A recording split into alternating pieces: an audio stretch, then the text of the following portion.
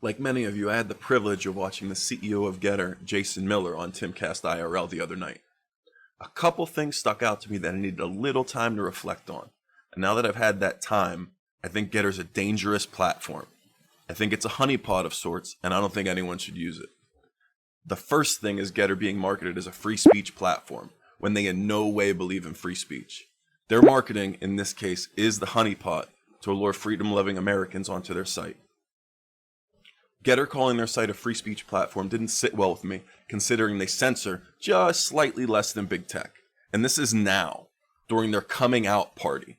Imagine how that will develop moving into the future. They have very similar terms of service to all the other big tech platforms, just geared towards more of a mainstream right-wing audience. They still censor people for legally protected speech, which is antithetical to what free speech actually means. Jason Miller referring to GETTR as the free speech platform is counterproductive to the goals of actual Americans. Say GETTR actually catches on and becomes the right-wing Twitter.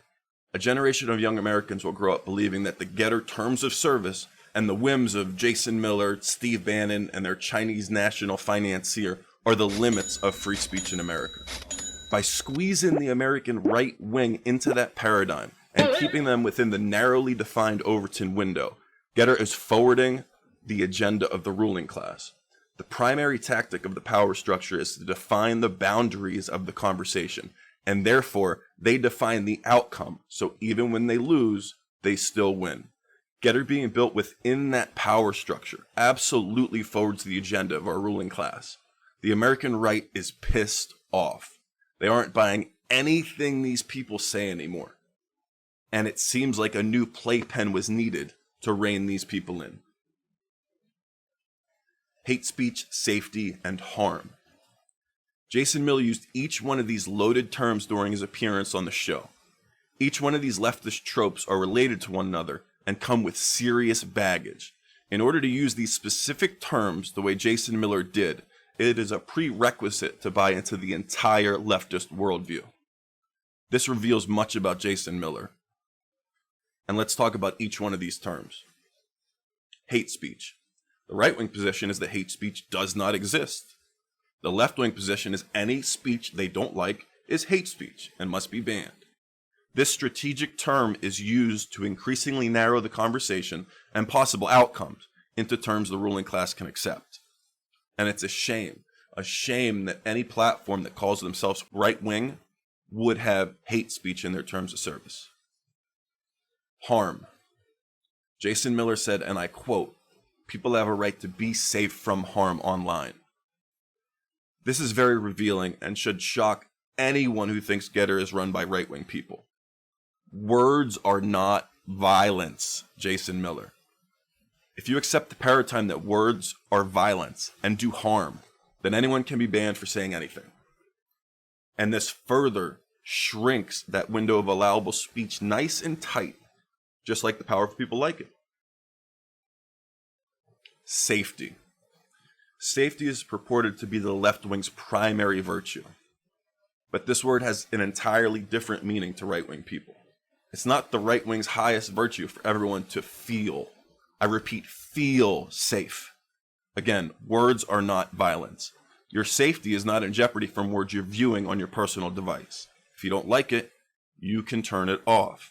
If you don't like them, you can block them. One's safety is not in jeopardy from reading words that they don't like. Big tech infrastructure. Andrew Torba spoke about this at length. You cannot fight big tech while relying on big tech infrastructure. If GETTR actually wanted to make a difference, when running on big tech's infrastructure, they simply do not have the ability to do so. All of the leverage is in the hands of the ruling power structure. Essentially, infinite pressure can be exerted on GETTR to produce a positive outcome for those who seek to destroy our way of life. Big tech would essentially have a dimmer switch and an off switch for GETTR, and those switches can be manipulated whenever they need be.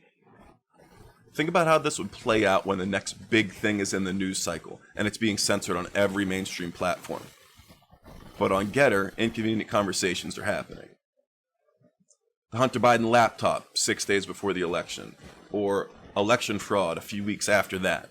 or talking about vaccine boosters a year ago, or talking about mandatory vax passports 2 years ago. When the conversation is really important is precisely when that leverage will be applied. GETTR will be threatened with being removed from the App Store, having their domain shut down, any of 100 different angles. When it's crunch time, you don't think the powers that be will put pressure on GETTR to censor the most damaging stories? And they'll censor them just as long as they need to be censored. This means when it really, really counts, you can't count on GETTR. Not to mention the banning of up-and-coming threats. Any person who is seen as an actual threat to the power establishment would be kneecapped in the womb and not have access to what GETTR wants to be the largest right-wing audience on the internet. Because of these very obvious shortcomings, GETTR cannot be allowed to monopolize this user base. I want you to imagine a future where GETTR really catches on and is the pseudo-right-wing alternative to Twitter. Right now, some 13-year-old future leader is out there. He knows he can't say anything that he wants to on Twitter or Facebook. He's ostracized by many of his peers, faculty in his school, maybe even his parents. He goes on GETTR and sees a watered-down version of right-wing thought that is always within the Overton window. All the ideas he sees, all the things he discusses, all the comments he pastes are all within the boundaries that the power structure has defined. Now the entire building blocks of this young leader's foundation are wholly constructed within that paradigm of allowable speech, which is fraudulently marketed as free speech by GETTR. Our young future leader now thinks this is what the right wing stands for, and hate speech is now a regular word in his vocabulary. Congratulations, GETTR. You have molded our future leader into Mitt Romney. That sounds like checkmate to me. This cannot purport to be the haven of the American right wing.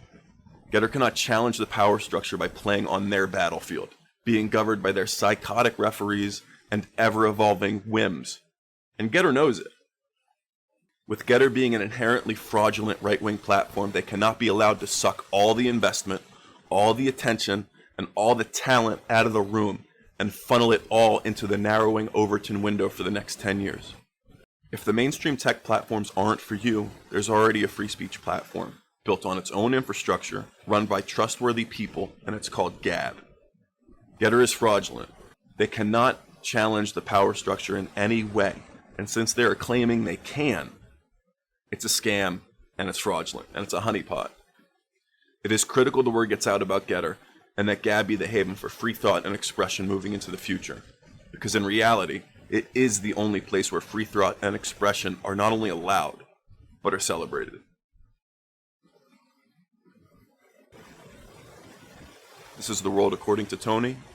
I'm Tony. Thanks for listening.